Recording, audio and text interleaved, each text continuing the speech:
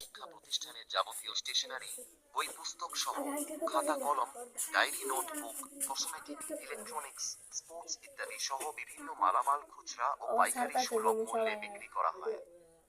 উক্ত দোকানের পক্ষ থেকে আপনাদের সবাইকে শুভেচ্ছা ও অভিনন্দন।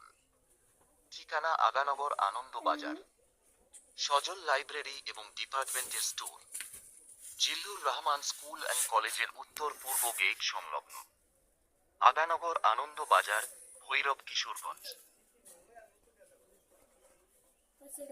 সুখবর সুখবর সুখবর!